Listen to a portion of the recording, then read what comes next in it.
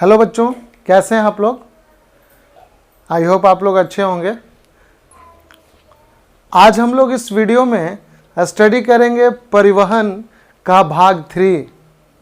यानी आज हम लोग परिवहन जैव प्रक्रम का तीसरा वीडियो लेकर आए हैं और इस वीडियो में हम लोग स्टडी करेंगे रक्त वाहिनी के बारे में।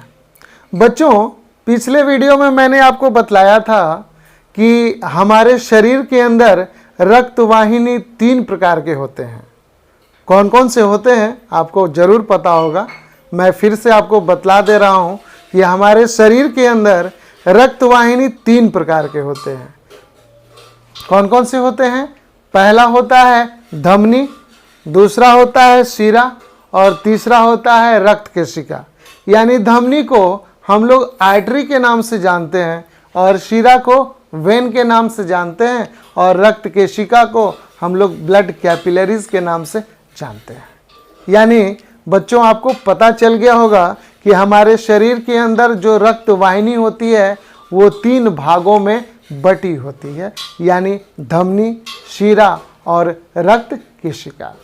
तो बच्चों, इन धमनी और शिरा में अंतर क्या है और रक्त केशिका क्या है, इस वीडियो में हम लोग तीनों रचनाओं को अच्छी तरह से समझेंगे और इसे अच्छी तरह से अपने मैट्रिक एग्ज़ाम के लिए तैयार कर लेंगे, क्योंकि ये वीडियो आपके लिए स्पेशल रूप से बनाया जा रहा है, क्योंकि यह एक महत्वपूर्ण प्रश्न के रूप में हमेशा पूछता है।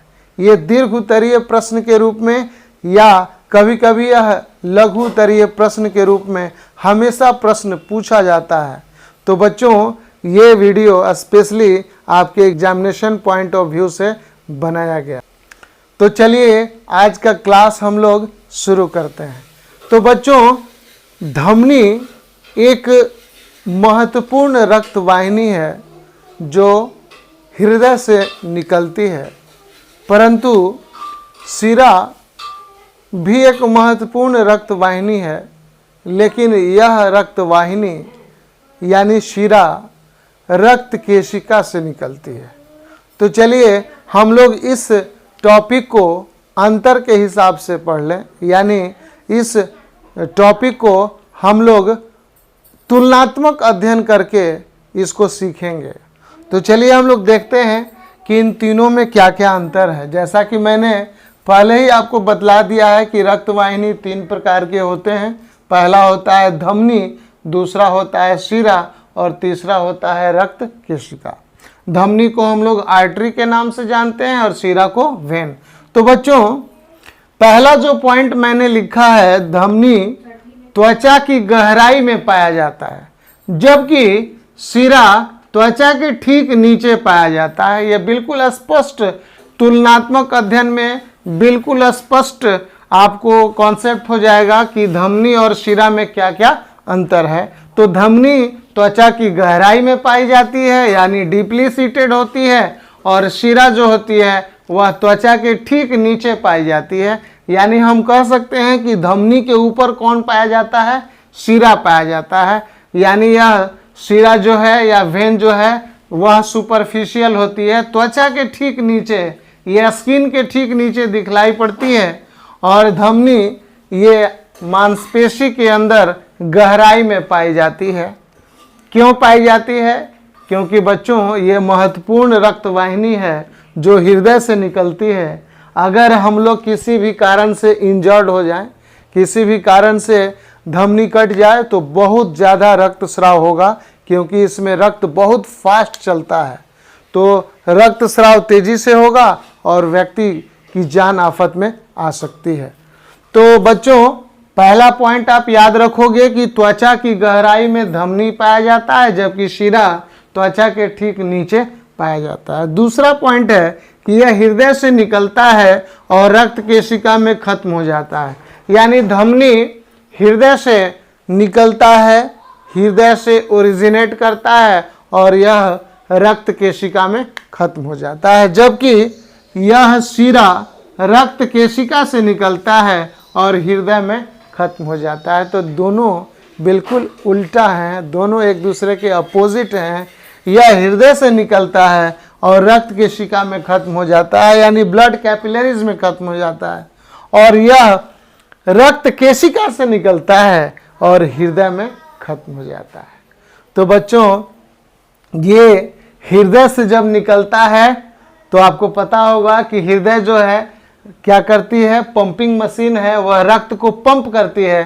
तो जैसे ही रक्त दबता है तो उसके अंदर का जो रक्त है वो धमनी से तेजी से निकलता है और यह रक्त अंततः हमारे कोशिकाओं में चला जाता है। कोशिकाओं में चला जाता है का मतलब यह ऊतक में प्रवेश करता है, क्योंकि रक्त केशिका कहाँ पाई जाती है, ऊतक में पाई जाती है। वहाँ बिल्कुल कई भागों में यह शाखित होती है और अंततः धमनी से निकलने वाला रक्त जो है वह कोशिकाओं तक, ऊतकों तक चला जाता है। तो ये दूसरा अंतर हम लोग समझ लिए। तीसरा है, इसकी दीवार मोटी होती है, यानी धमनी की दीवार कैसी होती है, मोटी होती है। क्यों मोटी होती है बच्चों? क्योंकि इसमें प्रेशर ज़्यादा होता है, क्योंकि जैसे ही हृदय दबता है तो उससे तेजी से रक्त निकलता है, तो उसके झटके को बर्दाश्त करने के लिए, वह प्रेशर झेलने के लिए इसकी दीवार कैसी होती है, मोटी होती है।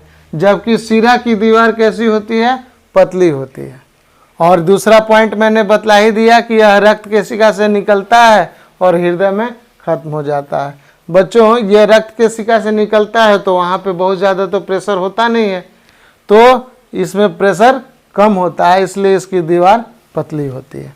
चौथे पॉइंट पे आ जाएं तो धमनी के अंदर रास्ता सकरा होता है। ये इंपॉर्टेंट पॉइंट है बच्चों कि धमनी के अंदर जो रास्ता है, यानी अगर धमनी ऐसे हम लोग बना लें, चूँकि इसकी दीवार काफ़ी मोटी होती है, तो ये पूरा का पूरा भाग, ये पूरा दीवार हो गया यहाँ से यहाँ मोटी। अब बताइए, धमनी की दीवार मोटी हो गई तो इसका रास्ता बहुत सकरा होता है। तो धमनी के अंदर रास्ता कैसा होता है, सकरा होता है, नैरो होता है। जबकि शिरा के अंदर का रास्ता कैसा होता है, चौड़ा होता है, यानी इसकी दीवार पतली होती है और इसके अंदर का रास्ता क्या होगा, काफ़ी चौड़ा होगा। आप देख लीजिए, तो ये अंतर है। इसके अंदर जो ल्यूमेन है, जो अंदर की गहराई है रास्ते का, वो काफ़ी नैरो होता है और यहाँ ये काफ़ी वाइड है, चौड़ा है। तो शिरा में जो रास्ता है वो काफ़ी चौड़ा होता है, जबकि धमनी में जो रास्ता है इसका काफ़ी सकरा होता है। तो आ जाए हम लोग पांचवें पॉइंट पे कि धमनी के खाली रहने पर यह पिचकता नहीं है। यानी यदि धमनी में कुछ समय के लिए रक्त नहीं है तो यह पिचकता नहीं है। तो जब भी धमनी से रक्त प्रवाहित होगी, हृदय पिचकेगा, हृदय संकुचित होगा, हृदय कॉन्ट्रैक्ट करेगा तो उससे रक्त बाहर निकलेगी, और जब रक्त बहकर चली जाएगी तो धमनी का जो दीवार है वो आपस में पिचकता नहीं है। जैसा कि हम लोग ट्यूब वगैरह में देखते हैं, बाज़ार से जो भी हम लोग ट्यूब खरीदते हैं उसमें कुछ ट्यूब ऐसे होते हैं जो पिचकते नहीं हैं और कुछ ऐसे भी ट्यूब होते हैं जो पिचकने लगते हैं। तो खाली रहने पर यह पिचकता नहीं है, जबकि शिरा में क्या है कि खाली रहने पर यह पिचकता है। यानी जैसे ही रक्त वहाँ से चला जाएगा तो यह क्या हो जाएगा, पिचक जाएगा, यानी कोलैप्स कर जाएगा। नेक्स्ट है छठा, इसमें कपाट अनुपस्थित होता है। तो याद रखिएगा, काफ़ी इंपॉर्टेंट पॉइंट है बच्चों, धमनी में कपाट क्या होता है, अनुपस्थित होता है। कपाट को हम लोग वाल्व कहते हैं। तो याद रखिएगा, धमनी में कपाट क्या होता है, अनुपस्थित होता है। इसके अंदर कोई भी कपाट नहीं होता है। जबकि शिरा में क्या होता है, कपाट होता है, इसके अंदर कपाट पाए जाते हैं। कपाट क्या करता है, रक्त को पीछे आने से रोकता है। ठीक है, तो याद रखिएगा, यह बहुत महत्वपूर्ण पॉइंट है कि धमनी में कपाट नहीं होता है, जबकि शिरा में कपाट पाया जाता है, इसमें कपाट उपस्थित होता है। कपाट का मतलब होता है वाल्व। ठीक है, तो हमारे धमनी और शिरा में इस तरह की व्यवस्था है। धमनी में तो नहीं है क्योंकि धमनी में कपाट नहीं होता है, लेकिन शिरा में इस तरह की व्यवस्था की गई है ताकि रक्त जो है वो पीछे ना जा सके। अगली बात, 7वां पॉइंट हम लोग देखेंगे कि रक्त झटके के साथ तेज बहता है। यानी धमनी में, याद रखिएगा महत्वपूर्ण पॉइंट है कि धमनी में रक्त क्या होता है, धमनी में रक्त झटके के साथ तेजी से बहता है, जबकि शिरा में रक्त बिना झटके के धीरे धीरे बहता है। याद रखिएगा बच्चों, जैसे ही हृदय कॉन्ट्रैक्ट करता है, हृदय संकुचित होता है, तो रक्त जो है तेजी से धमनी में दौड़ता है और उसके कारण क्या होता है, रक्त झटके के साथ आगे बहाता है उसको, जबकि शिरा में रक्त बिना झटके के धीरे धीरे बहता है। यह भी एक इम्पोर्टेंट पॉइंट है। अगला है कि रक्त दाब अधिक होता है धमनी में। याद रखिएगा बच्चों, धमनी में ब्लड प्रेशर काफ़ी तेज़ होता है, काफ़ी अधिक होता है। धमनी में ब्लड प्रेशर इसलिए तेज होता है क्योंकि हृदय से डायरेक्ट ब्लड निकलता है तेजी से, तो वह धमनी की दीवारों पर एक विशेष प्रकार का दाब बनाता हुआ जाता है। जिस तरह से सुनामी आता है या कोई बाढ़ आता है तो वह किनारे के भाग को तोड़ते हुए किनारे के भाग को बहाते हुए चला जाता है, तो उसी तरह से यह रक्त जब हृदय से बाहर निकलता है तो यह झटके के साथ और यह धमनी की भीतरी दीवारों पर यह दबाव देते हुए चलता है, इसलिए इसमें बहुत ज़्यादा ब्लड प्रेशर होता है, रक्तदाब अधिक होता है, जबकि शिरा में रक्तदाब कम होता है। अगला जो अंतर है बच्चों, शुद्ध रक्त ढोता है। यानी धमनी किस प्रकार का रक्त ढोता है, शुद्ध रक्त ढोता है। अब यहाँ बात आती है कि शुद्ध रक्त का मतलब क्या है। ये हमेशा बच्चे पूछते हैं अक्सर कि सर शुद्ध रक्त का मतलब क्या होता है। तो शुद्ध रक्त का मतलब यही है बच्चों कि ऐसे रक्त में ऑक्सीजन की मात्रा अधिक होती है। यानी हम कह सकते हैं कि धमनी ऑक्सीजन युक्त रक्त को ढोता है। आप इसको ऐसे भी लिख लोगे कि धमनी ऑक्सीजन युक्त रक्त को ढोता है। यानी ऐसे रक्त को हम लोग शुद्ध रक्त, यानी इसको इंग्लिश में हम प्योर ब्लड कहेंगे। यानी धमनी क्या करता है, प्योर ब्लड को ढोता है, यानी धमनी ऑक्सीजन युक्त रक्त को ढोता है। अगला जो अंतर है कि शिरा अशुद्ध रक्त को ढोता है। यानी अशुद्ध रक्त को यह ढोता है, अर्थात यह CO2 युक्त रक्त को ढोता है। CO2 युक्त रक्त का मतलब होता है कार्बन डाइऑक्साइड युक्त रक्त। यानी धमनी एक तरफ ऑक्सीजन युक्त रक्त को ढोता है, जबकि शिरा यह कार्बन डाइऑक्साइड युक्त रक्त को ढोने का काम करता है। तो बच्चों, यहाँ हम लोगों ने समझा कि धमनी और शिरा में क्या अंतर है। तो इस इम्पॉर्टेंट पॉइंट को आप नोट कर लीजिए, और ये बहुत ही महत्वपूर्ण प्रश्न है आपके मैट्रिक के एग्ज़ाम के लिए। ये हमेशा लॉन्ग क्वेश्चन में भी आता है और कभी कभी शॉर्ट क्वेश्चन में भी पूछ सकता है, इसलिए आप इसको तैयार कर लीजिए। इसको लिखने के बाद हम लोग अगला टॉपिक पढ़ेंगे रक्त केशिका, तो इसको जल्दी से आप नोट कर लीजिए। बच्चों, अब हम लोग आगे स्टडी करेंगे रक्त केशिका के बारे में। ये रक्त केशिका होता क्या है। रक्त केशिका को हम लोग ब्लड कैपिलरीज के नाम से जानते हैं। देखिए, रक्त कैपिलरीज यानी रक्त केशिका, ये पतली पतली नलिकाएं हैं। किसकी? रक्त वाहिनी की। अभी हम लोग पढ़ रहे हैं रक्त वाहिनी, और रक्त वाहिनी की ही पतली पतली शाखाएं हैं।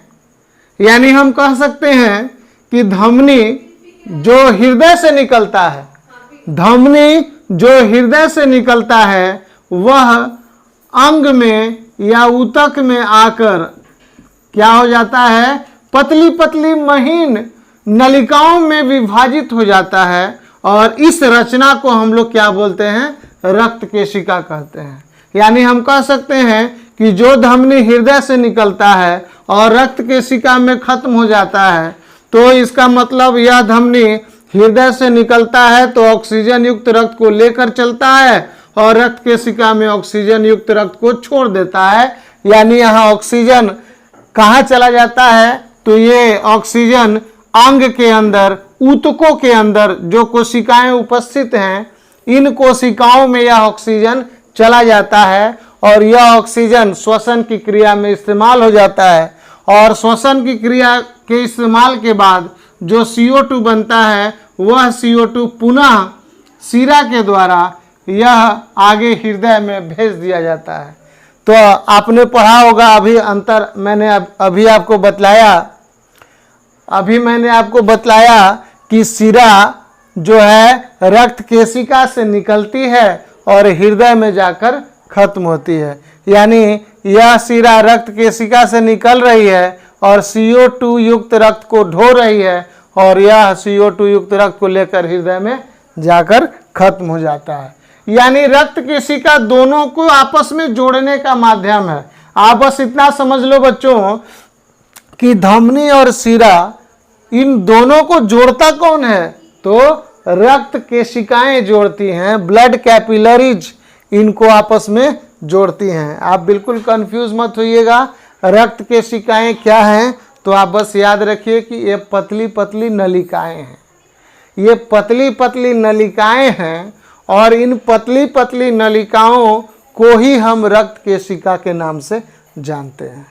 धमनी हृदय से चलता है और उस धमनी का बहुत पतली पतली शिराओं में विभाजन हो जाना और वही पतली पतली नलिकाएं आगे मिलकर फिर से एक नई नली का निर्माण करती हैं, एक नए ट्यूब का निर्माण करती हैं, उसको हम लोग शिरा कहते हैं। तो बच्चों यहाँ किसी तरह का कन्फ्यूज़न नहीं है। मैंने यहाँ लिखा है कि यह पतली नलिकाओं का जाल होता है जो ऊतक में या अंग में पाया जाता है। आपको पता है कि अंग जो है ऊतकों के समूह से बना होता है, तो हम कह सकते हैं कि यह पतली नलिकाओं का जाल होता है जो ऊतक या अंग में पाया जाता है। यह अंग में उपस्थित होता है, यह धमनी और शिरा को आपस में जोड़ता है।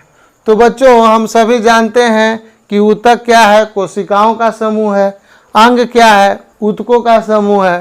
तो आखिर ये ऑक्सीजन, ये रक्त जो विभिन्न प्रकार के चीज़ों को ढोते हैं, जैसे पोषक पदार्थों को ढोते हैं, ये ऑक्सीजन को ढोते हैं, ये हार्मोन को ढोते हैं, ये विभिन्न प्रकार के खनिज लवण को ढोते हैं, तो ये सब किसको मिलेगा? जितने भी आवश्यक पदार्थ हैं, ये सभी आवश्यक पदार्थ कोशिकाओं को आपूर्ति की जाएगी। तो कोशिकाओं को आपूर्ति की जाएगी तो रक्त के माध्यम से की जाएगी। तो जो रक्त धमनी ढो रहा है वह शुद्ध रक्त ढोता है, ऑक्सीजन युक्त रक्त ढोता है, और जैसे ही रक्त केशिका में पहुंचता है या अंग में पहुंचता है तो यह टूट करके विभिन्न पतली पतली नलिकाओं में बट जाता है। और इन नलिकाओं के बीच में क्या है, बहुत सारे कोशिकाएं हैं। कोशिकाएं यहाँ पूरे के पूरे समूह में पाई जाती हैं और ये सारे पोषक पदार्थ इन कोशिकाओं में बांट दिया जाता है, विसरण की क्रिया द्वारा उनमें चला जाता है और पुनः इन कोशिकाओं से बने हुए अपशिष्ट पदार्थ, इन कोशिकाओं में बने हुए उत्सर्जी पदार्थ, हानिकारक पदार्थ को रक्त में पुनः विसरण की क्रिया द्वारा ले लिया जाता है और इसे हृदय की तरफ भेज दिया जाता है। तो आप याद रखोगे इतना कि यह रक्त केशिका धमनी और शिरा को आपस में जोड़ता है और यह रक्त केशिका कहाँ पाया जाता है, तो यह अंगों में पाया जाता है। तो अंगों में पाया जाता है, इसका मतलब अंग क्या होता है, ऊतक का समूह होता है, और ऊतक क्या होता है, कोशिकाओं का समूह होता है। तो यह हमारे अंगों में यह रक्त केशिकाएं पाई जाती हैं। तो हम लोग इस वीडियो में हम लोगों ने समझ लिया कि रक्त वाहिनी 3 प्रकार के होते हैं। एक होता है धमनी, दूसरा होता है शिरा, तीसरा होता है रक्त केशिका। तो धमनी और शिरा में हम लोगों ने तुलनात्मक अध्ययन कर लिया और आपको रक्त केशिका के बारे में मैंने बतला दिया। तो इसको भी आप नोट कर लीजिएगा बच्चों। और ये वीडियो आपको अच्छा लगा तो अधिक से अधिक अपने दोस्तों में शेयर कीजिएगा। तो बच्चों हम लोग मिलते हैं अगले वीडियो में, तब तक के लिए जय हिंद जय भारत।